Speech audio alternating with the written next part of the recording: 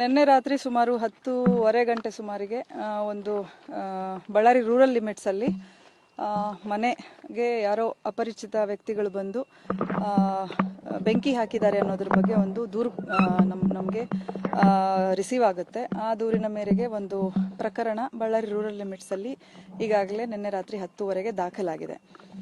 So ಆ ಪ್ರಕರಣದ ತನಿಖೆಯನ್ನು ನಾವು ಕೈಗೆತ್ತಿಕೊಂಡು ಸ್ಥಳ ಪರಿಶೀಲನೆ ಮಾಡಿ ಸೋಕೋ ಟೀಮ್ ಈಗಾಗಲೇ ಸ್ಥಳಕ್ಕೆ ನಿನ್ನೆ ರಾತ್ರಿ ಒಂದು ಪ್ರಿಲಿಮಿನರಿ ಒಂದು ಅಸೆಸ್ಮೆಂಟ್ಗೋಸ್ಕರ ಬಂದಿದ್ದು, ಈಗ ಬೆಳಗ್ಗೆ ಮತ್ತೆ SOCO team in depth analysis ಮಾಡಿ ಏನು ರಿಕ್ವೈರ್ಡ್ ನಮಗೆ ಅಲ್ಲಿ ಕಂಡು ಬರ್ತಾ ಇರುವಂತಹ ಎವಿಡೆನ್ಷಿಯರಿ ವ್ಯಾಲ್ಯೂ ಇರುವಂತ ಮಟೀರಿಯಲ್ನ ಸೀಸ್ ಮಾಡುವಂಥದ್ದು ಮಾಡ್ತಾರೆ.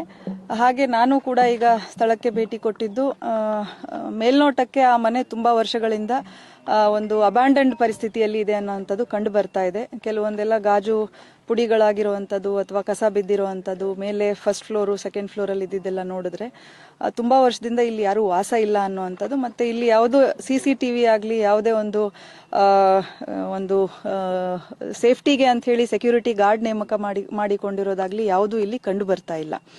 ಸೊ ಈ ಒಂದು ಏನು ಪ್ರಾಪರ್ಟಿ ಇದೆ ತಮಗೆಲ್ಲ ತಿಳಿದಂತೆ G² ಅಂತ ಒಂದು ಲೇಔಟ್ ಮಾಡೆಲ್ ಹೌಸ್, ಇಲ್ಲಿ ಯಾರು ವಾಸ ಇರ್ತಾ ಇಲ್ಲ. ಇದು ಒಬ್ರು ಎಲೆಕ್ಟೆಡ್ ರೆಪ್ರೆಸೆಂಟೇಟಿವ್ ಅವರಿಗೆ ಸಂಬಂಧಪಟ್ಟಂತದ್ದು, ನಮಗೆ ತಿಳಿದಂತೆ ಜನಾರ್ದನ್ ರೆಡ್ಡಿ ಅವರ ಫ್ಯಾಮಿಲಿಗೆ ಸಂಬಂಧಪಟ್ಟಂತದ್ದು ಅಂತ ದೂರಿನಲ್ಲಿ ಈಗಾಗಲೇ ತಿಳಿಸಿದ್ದಾರೆ. ಸೊ ಈ ಮನೆ ಏನಿದೆ ಇಲ್ಲಿ ನಾವು ಈಗಾಗಲೇ ಇನ್ವೆಸ್ಟಿಗೇಷನ್ ಮಾಡ್ತಾ ಇದ್ದು ಒಂದಷ್ಟು ಹಂತಕ್ಕೆ ನಾವು ತಲುಪಿದ್ದೇವೆ. ಈ ನಿಟ್ಟಿನಲ್ಲಿ ಕೆಲವು ವ್ಯಕ್ತಿಗಳು ಯಾರು ನಮಗೆ ಸಸ್ಪೆಕ್ಟ್ಸ್ ಅಂತ ಇದ್ರು, ಸುಮಾರು 8 ಜನರನ್ನ ಈಗಾಗಲೇ ನಾವು ವಶಕ್ಕೆ ಪಡೆದಿದ್ದೇವೆ. ಅದರಲ್ಲಿ 2 ವಯಸ್ಕರಿದ್ದಾರೆ, ಮೇಜರ್ಸ್ ಇದ್ದಾರೆ, ಇನ್ನು 6 ಜನ ಅಪ್ರಾಪ್ತ ಬಾಲಕರು, ಕಾನೂನಿನ ಸಂಘರ್ಷಕ್ಕೆ ಒಳಗಾಗಿರುವಂತಹ ಬಾಲಕರಿದ್ದಾರೆ. ಸೊ ಇವರನ್ನೆಲ್ಲ ಈಗಾಗಲೇ ನಾವು ವಿಚಾರಣೆ ಮಾಡ್ತಾ ಇದ್ದೇವೆ. ವಿಚಾರಣೆಯಿಂದ ಪ್ರಿಲಿಮಿನರಿ ವಿಚಾರಣೆಯಿಂದ ಪ್ರೈಮಾ ಫೇಸಿ ನಮಗೆ ತಿಳಿದು ಬರ್ತಾ ಇರುವಂತದ್ದು ಏನಂದ್ರೆ, ಇವರೆಲ್ಲರೂ ಇಲ್ಲಿ ಒಂದು ರೀಲ್ಸ್ ಮಾಡ್ಕೊಳ್ಳುವಂಥದ್ದು ಮತ್ತೆ ಫೋಟೋ ಶೂಟ್ ಮಾಡ್ಕೊಳ್ಳುವಂಥದ್ದು, ಈ ಒಂದು ಕಾರಣಕ್ಕೆ ಈ ಮನೆಗೆ ಆಗಾಗ ಭೇಟಿ ಕೊಡ್ತಾ ಇದ್ದಂಥದ್ದು. ಮತ್ತೆ ತುಂಬಾ ಜನ ಹುಡುಗರು ಅವಾಗವಾಗ ಬರ್ತಾ ಇದ್ರು ಅಂತ ಒಂದು ವಿಷಯ ನಮ್ಮ ಗಮನಕ್ಕೆ ಬಂದಿದೆ. ಸೊ ಫೋಟೋಸ್ ತೆಕ್ಕೊಳ್ಳೋಕೆ ಅವರು ಫಸ್ಟ್ ಫ್ಲೋರು ಮೇಲೆ ಟೆರೆಸು ಅಲ್ಲೆಲ್ಲ ಹೋಗಿ ಸನ್ಸೆಟ್ ಫೋಟೋಸ್ ತೆಕ್ಕೊಳ್ಳುವಂಥದ್ದು ಮಾಡಿದ್ದಾರೆ. ಇವನ್ನ ನಾವು ಕೆಲವೊಂದು ಅವರ ಮೊಬೈಲಲ್ಲಿ ನಾವು ಪರಿಶೀಲನೆಯಿಂದ ತಿಳಿದು ಬಂದಿರುವಂಥದ್ದು. ಹಾಗೆ ಗೊತ್ತಿಲ್ಲದೆ ಅಲ್ಲಿ ನಾವು ನೋಡಿದಾಗ ಸುಮಾರು ಸಿಗರೆಟ್ ಬಡ್ಸು ಮತ್ತೆ ಕೆಲವೊಂದು ಬೆಂಕಿ ಪೊಟ್ಣಗಳು ಅಲ್ಲಿ ಎಲ್ಲ ಅಲ್ಲಲ್ಲೇ ಬಿದ್ದಿರುವಂಥದ್ದಿದೆ. ಸೊ ಅಲ್ಲೇ ಬಿದ್ದಿರುವಂಥ ಬೆಂಕಿ ಪೊಟ್ಣ ಒಂದು ಅಪ್ರಾಪ್ತ ಬಾಲಕ, ಅದರಲ್ಲಿ ಗೊತ್ತಿಲ್ಲದೇನೆ ಅಲ್ಲಿ ಏನೋ ಒಂದು ವಸ್ತುವಿಗೆ ತಾಕ್ಸಿರುವಂಥದ್ದು, ಆಟ ಆಡ್ತಾ ಆಗಿರುವಂಥದ್ದು ಮೇಲ್ನೋಟಕ್ಕೆ ಕಂಡು ಬರ್ತಾ ಇದೆ. ಸೊ ಅದು ನಂತರ ಕಂಟ್ರೋಲ್ಗೆ ಸಿಗದೆ ಅದು ಎಲ್ಲ ಕಡೆ ಇದ್ದಂತಹ ವಸ್ತುಗಳಿಗೆ ಸ್ಕ್ಯಾಟರ್ ಆಗಿ ದೊಡ್ಡ ಪ್ರಮಾಣದಲ್ಲಿ ಬೆಂಕಿ ತಾಗಿರುವಂತದ್ದು ಆಗಿರಬಹುದು. ಬಟ್ ಇನ್ನು ಇದರಲ್ಲಿ ನಾವು ಇನ್ನೂ ಡೆಪ್ತ್ ಅನಾಲಿಸಿಸ್ ಮಾಡ್ತೇವೆ, ಇನ್ನು ಟೆಕ್ನಿಕಲ್ ಡೀಟೇಲ್ಸ್ ತಗೊಳ್ಳುವಂತದ್ದಿದೆ. ಹೆಚ್ಚಿನ ವಿಷಯ ಸಂಗ್ರಹಣೆ ಮಾಡಿ ಮುಂದಿನ ನಮ್ಮ ಒಂದು ಇನ್ವೆಸ್ಟಿಗೇಷನ್ ಕಂಟಿನ್ಯೂ ಮಾಡ್ತೀವಿ. ಕೆಲವರು ಅದರಲ್ಲಿ ಸ್ಟೂಡೆಂಟ್ಸ್ ಇದ್ದಾರೆ, ಒಂದಷ್ಟು ಜನ ಸ್ಕೂಲ್ ಡ್ರಾಪ್ ಔಟ್ ಇದ್ದಾರೆ, ಕೆಲವರು ಚಿಕ್ಕ ಪುಟ್ಟ ಕೆಲಸಗಳನ್ನ ಕೂಲಿ ಕೆಲಸ ಆ ಥರದ್ದು ಮಾಡಿಕೊಂಡು ಫ್ಯಾನ್ಸಿ ಸ್ಟೋರಲ್ಲಿ ಕೆಲಸ ಮಾಡಿಕೊಂಡು ಆ ಥರ ಮಾಡ್ಕೊಂಡಿರುವಂಥವ್ರು ಇದ್ದಾರೆ. ಅದರಲ್ಲಿ ಒಂದಿಬ್ರು ಬೇರೆ ಕಡೆಯಿಂದ ಮುಂಬೈಯಿಂದ ಬಂದಿರುವಂಥ 2 ಇದ್ದಾರೆ. ಅವರು ಇಲ್ಲಿ ರಿಲೇಟಿವ್ಸ್ ಮನೆಗೆ ಅಂತ ವಿಸಿಟ್ ಮಾಡಿ ಇಲ್ಲಿ ಬಂದು ಈ ಫೋಟೋಸ್ ತೆಕ್ಕೊಳ್ಬೇಕು ಅಂತ ಅವ್ರ ಜೊತೆಗೆ ಬಂದಿರುವಂತವ್ರು ಇದ್ದಾರೆ. ಈ ಜಾಗದವ್ರಿಗೆ ಮಾಹಿತಿ ಕೂಡ ಇಲ್ಲ. ಸೊ ಈ ತರದೊಂದು ಬ್ಯಾಕ್ ಗ್ರೌಂಡ್ ಇರುವಂತ ಮಕ್ಕಳು ಇಲ್ಲಿವರೆಗೆ ನಮ್ಮ ಇನ್ವೆಸ್ಟಿಗೇಷನ್ ಇಂದ ಯಾವುದು ಸೋಫಾರ್ ಏನೂ ಇಲ್ಲ. ಅವರ ಪೇರೆಂಟ್ಸ್ ನಾವು ಬ್ಯಾಕ್ ಗ್ರೌಂಡ್ ನ ಅನಾಲಿಸಿಸ್ ಮಾಡಿದ್ದೇವೆ. ಯಾರು ಆ ಥರ ಗುರುತಿಸಿಕೊಂಡಂಥವ್ರು ಇಲ್ಲ. ಎಲ್ಲ ಹೆಚ್ಚು ಕಮ್ಮಿ ಆಟೋ ಡ್ರೈವರ್ಸು, ಈ ರಿಕ್ಷಾ ಇದ್ರದ್ದು ಗೂಡ್ಸ್ ಡ್ರೈವರು ಆ ಥರದ್ದು, ಆಮೇಲೆ ಕೂಲಿ ಕೆಲಸ ಮಾಡುವಂಥವ್ರು ಎಲ್ಲ ಇದ್ದಾರೆ. ಇನ್ನೂ ನಾವು ಪರಿಶೀಲನೆ ಮಾಡಬೇಕು. ಯಾವುದನ್ನು ನಾನು ಟೋಟಲಿ ರೂಲ್ ಔಟ್ ಅಂತ ಮಾಡೋದಿಲ್ಲ, ಬಟ್ ಇನ್ನೂ ಹೆಚ್ಚಿನ ಪರಿಶೀಲನೆ ಅಗತ್ಯ ಇದೆ. ಮೇಲ್ನೋಟಕ್ಕೆ ನಮಗೆ ಇದು ಯಾವುದು ಇಂಟೆನ್ಷನಲ್ ಇಲ್ಲ ಅನ್ನುವಂಥದ್ದು ಕಂಡು ಬರ್ತಾ ಇದೆ. ಈಗ ಕಂಪ್ಲೇಂಟ್ ಅಲ್ಲಿ ಸುಮಾರು ವಿಷಯಗಳನ್ನ ತಗೊಂಡು ಬಂದಿದ್ದಾರೆ, ಬಟ್ ಮೇಲ್ನೋಟಕ್ಕೆ ಅಲ್ಲಿ ಯಾವುದು ವಸ್ತುಗಳು ಇರುವಂತದ್ದು ಕಾಣಲ್ಲ.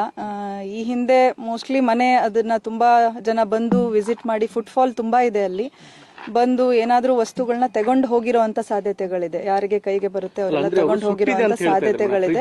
ಸುಟ್ಟಿರೋ ಅಂತದ್ದು ಯಾವುದು ನಮಗೆ ಅಲ್ಲಿ ಐಟಮ್ಸ್ ಕಾಣ್ತಾ ಇಲ್ಲ. ಸುಟ್ಟಿರುವಂತದ್ದು ಮೇಜರ್ ಆ ತರ ಇದ್ದಿದ್ರೆ ಅಲ್ಲಿ ಅಟ್ಲೀಸ್ಟ್ ಅದ್ರದ್ದು ರೆಮಿನೆಂಟ್ಸ್ ನಮಗೆ ಸಿಗ್ತಾ ಇತ್ತು. ಆ ತರದ್ದೇನು ಕಂಡು ಬರ್ತಾ ಇಲ್ಲ. ಒಟ್ಟಾರೆ ಈ ಲೇಔಟ್ ಬಗ್ಗೆ ಹೇಳೋದಾದ್ರೆ, ಅಂದ್ರೆ ಇದು ಒಂಥರ ಅಕ್ರಮ ಚಟುವಟಿಕೆ ತಾಣ ಆಗಿತ್ತು ಅನ್ನೋ ಒಂದು ಆರೋಪ ಇದೆ. ನೋಡಿ, ಈ ವಿಷಯ ನಿನ್ನೆನೂ ಚರ್ಚೆ ಮಾಡಿದೀರಾ. ನಾನು ಕೂಡ ನಮ್ಮ ಪೊಲೀಸ್ ಬ್ರೀಫಿಂಗ್ ಅಲ್ಲಿ ಅದನ್ನೇ ಹೇಳಿದ್ದೇನೆ. ನಾವು ಇನ್ನು ಮುಂದೆ ಕಠಿಣ ಕ್ರಮ ತಗೊಳ್ಳುವಂತದ್ದು ಮಾಡ್ತೇವೆ. ಬಳ್ಳಾರಿ ಸಿಟಿ ಔಟ್ಸ್ಕರ್ಟ್ಸ್ ಅಲ್ಲಿ ತುಂಬಾ ಲೇಔಟ್ಗಳಿದೆ, ಅಲ್ಲಲ್ಲಿ ಅಕ್ರಮ ಚಟುವಟಿಕೆಗಳು ನಡೀತಾ ಇದೆ ಅಂತ ಹೇಳ್ಬಿಟ್ಟು ನನಗೂ ಕೂಡ ಮಾಹಿತಿ ಬರ್ತಾ ಇದೆ. ನಾವು ಹೆಚ್ಚಿನ ಗಸ್ತು, ರಾತ್ರಿ ಗಸ್ತು ಇರ್ಬೋದು, ಈವ್ನಿಂಗ್ ಟೈಮ್ ಅಲ್ಲಿ ಗಸ್ತು ಮಾಡುವಂತದಿರ್ಬೋದು, ಇಂಥ ಜನ ಓಡಾಡುವಾಗ ಯಾರು ಇಂಥದ್ದು ಮಾಡ್ತಾರೆ, ಅಬ್ಯಾಂಡನ್ಡ್ ಪ್ಲೇಸಸ್ ಇರ್ಬೋದು, ಲೇಔಟ್ಗಳಿರ್ಬೋದು, ಅಪ್ಕಮಿಂಗ್ ಲೇಔಟ್ಗಳು, ಅಲ್ಲಿ ಹೆಚ್ಚಿನ ಪೊಲೀಸ್ ಪ್ರೆಸೆನ್ಸ್ ನಾವು ಎನ್ಶೂರ್ ಮಾಡಿಕೊಂಡು ರೌಂಡ್ಸ್ ಇದೆಯಾ ಅಥವಾ ಇಲ್ಲ ಅಂತ ರೂಲ್ ಔಟ್ ಮಾಡೋದು ಕಷ್ಟ ಆಗುತ್ತೆ. ಬಟ್ ಮೇಲ್ನೋಟಕ್ಕೆ ಅಷ್ಟು ಏನು ಪ್ರಮಾಣದ್ದು ಅಲ್ಲಿ ಕಂಡು ಬರ್ತಾ ಇಲ್ಲ. ಇನ್ವೆಸ್ಟಿಗೇಷನ್ ಪಾರ್ಟ್ ಆಗಿ ನಾವು ಅದನ್ನ ಅವರು ಒಂದು ಹಾಕೊಳ್ಬೇಕಿತ್ತು ಅನ್ನೋಂಥದ್ದು ಒಂದು ನಮ್ಮ ಇನಿಷಿಯಲ್ ಇದರಲ್ಲಿ ನಮ್ಮ ಮಾತುಕತೆಯಲ್ಲಿ ಬಂದಿರುವಂತದ್ದು. ಅವ್ರಿಗೆ ನಾವು ಪರಿಶೀಲನೆ ಮಾಡಿದಾಗ ಯಾವುದು ಹಾಕಿಲ್ಲ ಅಂತ ನಮಗೆ ತಿಳಿಸಿದ್ದಾರೆ ಅವರು. ಅದು ಅವ್ರದ್ದು ಜವಾಬ್ದಾರಿ ಕೂಡ ಒಂದು CCTV ಆಗ್ಲಿ, ಒಂದು ಪ್ರೈವೇಟ್ ಒಂದು ಗಾರ್ಡ್ ಅನ್ನ ನೇಮಕ ಮಾಡ್ಕೊಳ್ಳುವಂತದ್ದಾಗ್ಲಿ ಮಾಡಬೇಕಾಗುತ್ತೆ. ಮೇಡಮ್, ಈ ಆರೋಪಿಗಳು ಎಲ್ಲಿ ಇದ್ರು ಮೇಡಮ್? ಈಗ ನಮಗೆ ನಮ್ಮ ತಂಡಗಳು ಏನಿತ್ತು, ಇದು ಇನಿಷಿಯಲ್ ನಮಗೆ ಈ ತರ ರಿಪೋರ್ಟ್ ಆದ ತಕ್ಷಣ ತುಂಬಾ ಬಳ್ಳಾರಿ ರೂರಲ್ ಸ್ಟೇಷನ್ ಆಗ್ಲಿ ಮತ್ತೆ ಸೂಪರ್ವೈಸರಿ ಆಫೀಸರ್ಸ್ ಆಗ್ಲಿ ತುಂಬಾ ಪ್ರೋಆಕ್ಟಿವ್ ಆಗಿ ಕೆಲಸ ಮಾಡಿದ್ದಾರೆ. ನಮ್ಮ ಕ್ರೈಮ್ ಟೀಮ್ ಇರ್ಬೋದು, SB ಇರ್ಬೋದು, ಪೊಲೀಸ್ ಆಫೀಸರ್ಸ್ ಇರ್ಬೋದು, with the supervision of additional SP, DSP ಎಲ್ಲಾನು ತುಂಬಾ ಆಕ್ಟಿವ್ ಆಗಿ ಕೆಲಸ ಮಾಡಿ ಆ ಹುಡುಗರನ್ನ ಇಮಿಡಿಯೇಟ್ ಆಗಿ ಪತ್ತೆ ಮಾಡಿರುವಂತದ್ದು. ಯಾಕಂದ್ರೆ ಕೆಲವೊಂದು ಫೋಟೋಸ್ ನಮಗೆ ಸಸ್ಪೆಕ್ಟ್ ಅಂತ ಆ ಮೊಮೆಂಟ್ ಅಲ್ಲಿ ಸಿಕ್ಕಿರುವಂತದಿತ್ತು. ಆ ನಿಟ್ಟಿನಲ್ಲಿ ಪರಿಶೀಲನೆ ಮಾಡಿದಾಗ ನಮಗೆ ಹುಡುಗರು ಎಲ್ಲಿದ್ದಾರೆ ಅನ್ನುವಂಥದ್ದು ಪತ್ತೆ. ಒಂದು ರಿಮಾರ್ಕ್ ತರ ಮೆನ್ಷನ್ ಮಾಡಿದ್ದಾರೆ ಅಷ್ಟೇ, ಈ ತರ ಇತ್ತು ಅಂತ ಹೇಳಿ. ಅವರೇ ಮಾಡಿರುವಂತದ್ದು ಅಂತ ಹೇಳಿ ಎಲ್ಲೂ ದೂರಿನಲ್ಲಿ ದಾಖಲಾಗಿಲ್ಲ.